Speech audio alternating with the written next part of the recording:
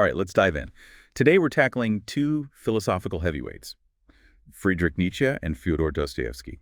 They're known for, well, kind of intense ideas, but trust me, their thoughts on life, meaning, morality, still super relevant today. Totally. I mean, imagine Nietzsche and Dostoevsky just, sitting down for a chat, debating good and evil, the meaning of life, what it means to be truly free. It'd be explosive. Oh, absolutely.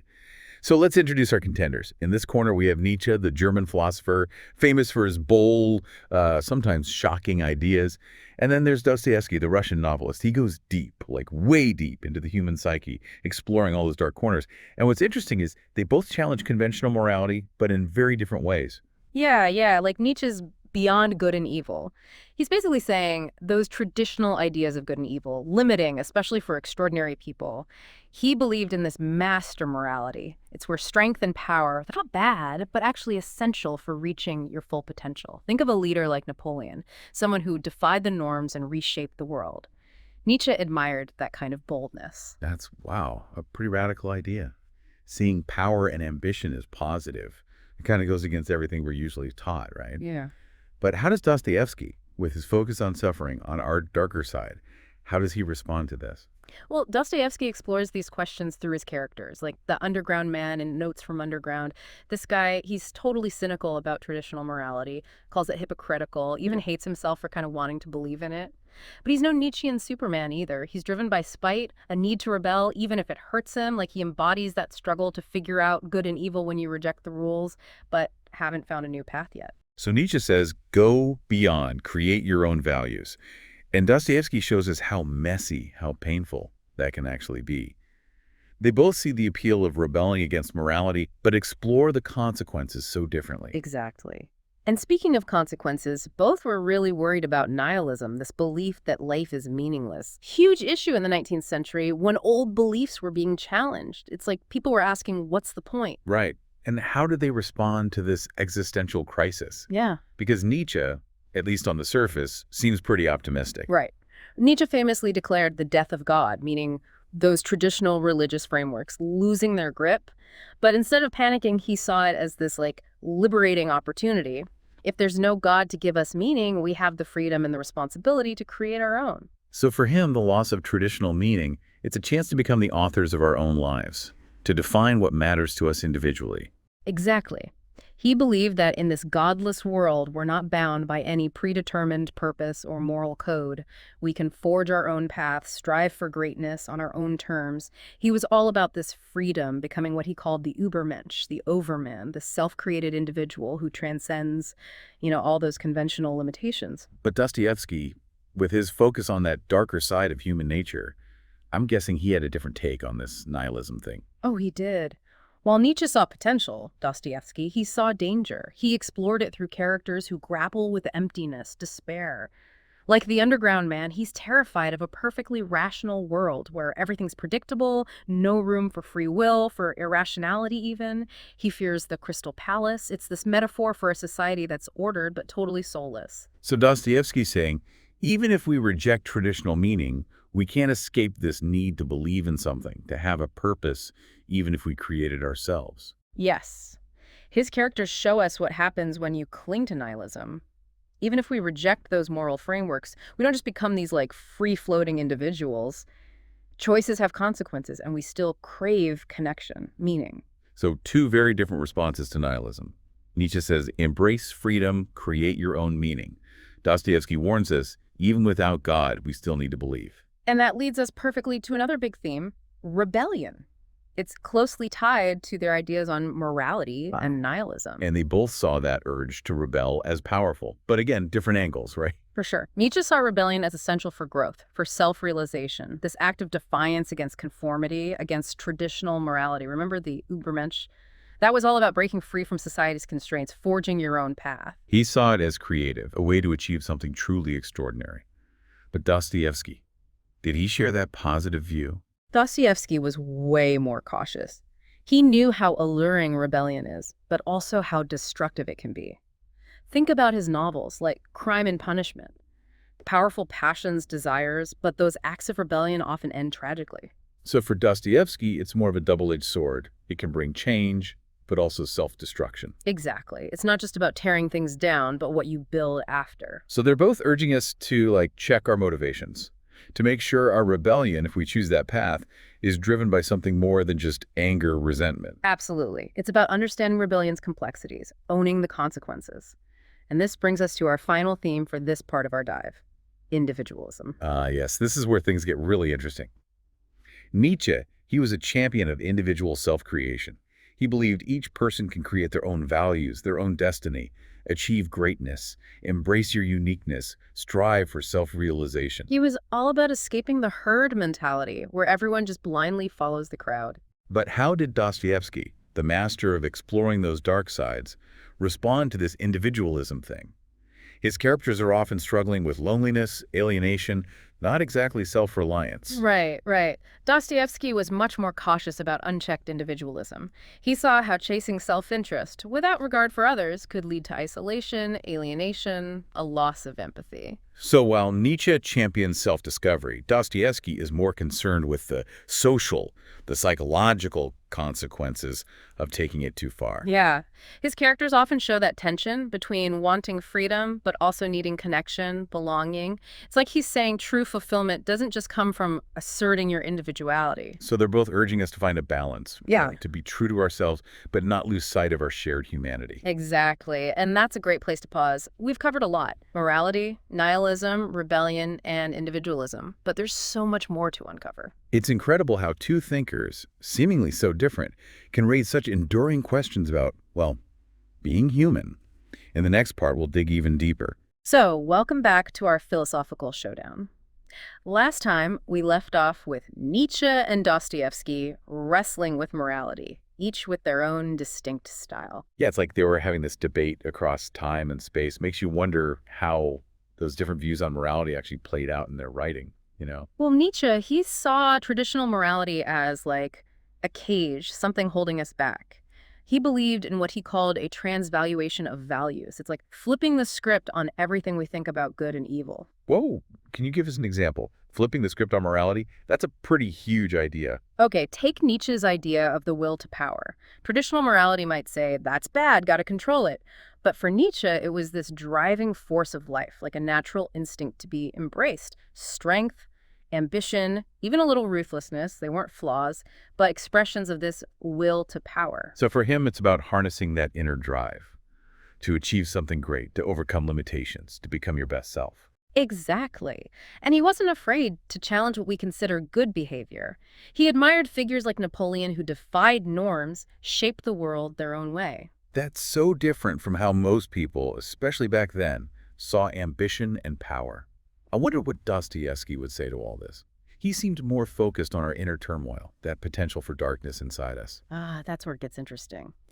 Dostoevsky, he wasn't trying to create a new morality system like Nietzsche.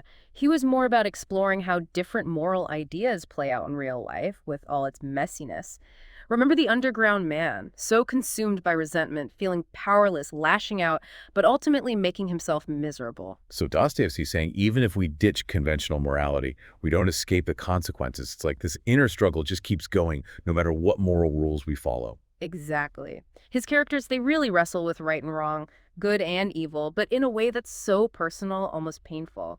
For him, the real battle isn't out in the world, but inside each of us. It's like Nietzsche wants us to, like, break down those old moral systems, while Dostoevsky wants us to face the moral dilemmas within ourselves. Less about right answers, more about recognizing how complex these questions are. And that leads us to another thing they both worried about: the rise of nihilism. Remember, it's that belief that life has no meaning. How do these two, with such different personalities, respond to this idea of a meaningless existence? Well, Nietzsche seemed to, like, embrace it. He declared the death of God, but instead of despair, he saw opportunity, right? Exactly. He knew those traditional sources of meaning were crumbling, but he didn't see that as a bad thing. It was a chance to break free from those old rules and create something new. So it's like, if God's not giving us meaning, then we have the freedom, the responsibility to make our own. Pretty empowering, but also kind of scary. It is. Nietzsche believed in a world without God, we become the authors of our own lives.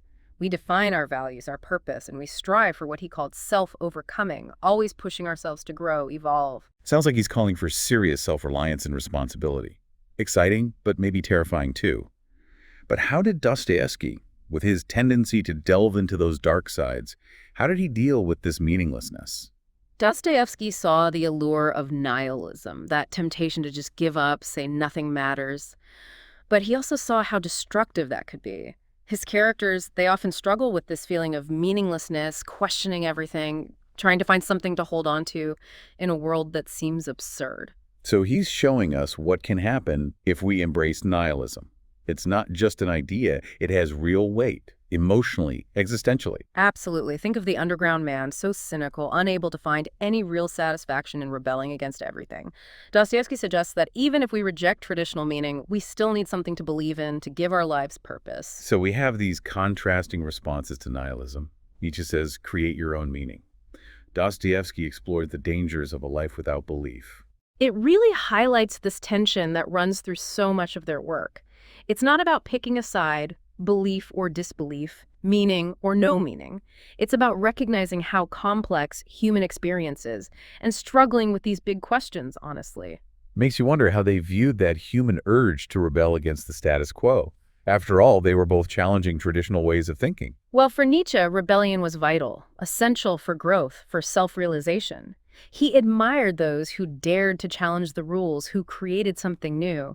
He saw it as a step towards becoming the Übermensch, the individual who goes beyond limitations. So he saw it as creative, a way to break free and achieve something truly amazing. But Dostoevsky, did he see it that way too? Dostoevsky, he was much more cautious about rebellion. He knew it was powerful, but also potentially destructive. Remember, he was writing in 19th century Russia, a time of huge social and political change. He saw how violence and suffering could come from uncontrolled rebellion. So for him, rebellion wasn't something to romanticize. It was a force that could liberate but also destroy.